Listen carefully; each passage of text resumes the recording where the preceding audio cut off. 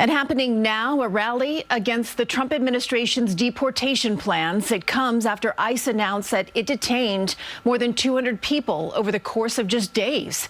Lisa Rosner live outside City Hall with the latest for us. Lisa. Well, Christine, this demonstration is just getting started. It's one of 14 happening across the country. Now, the issue here is layered. From this crowd, we are hearing from people who are here seeking asylum, and now they are being told they have to leave the country. But Immigration and Customs Enforcement says last week's operation was about removing people who are accused of or convicted of serious crimes.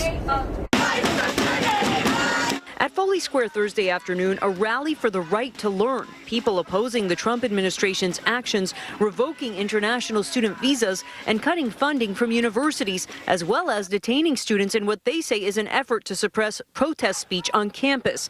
It comes ahead of another rally at City Hall Park called the National Day of Action, Communities, Not Cages. We're out here today to call on New York State legislators to do everything they can to stop the expansion of mass detention here in New York State, including passing a bill called Dignity Not Detention. This building on DeKalb Avenue in the Bronx is where law enforcement sources say a 22-year-old member of the Venezuelan gang, Trende Aragua, was picked up by ICE agents last week.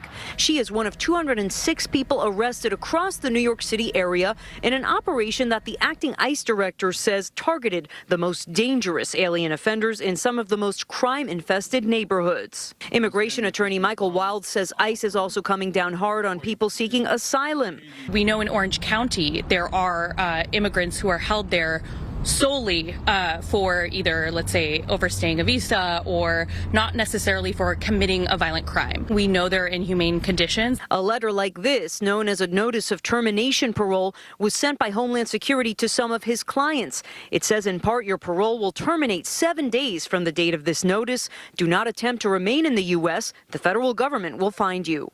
We should not be treating people who are asylum seekers as criminals. At this level, if the administration continues with about 12 to 1,500 people a day, the president will have removed about 2.5 million people. There are about 30 million people here. It's still a drop in the bucket.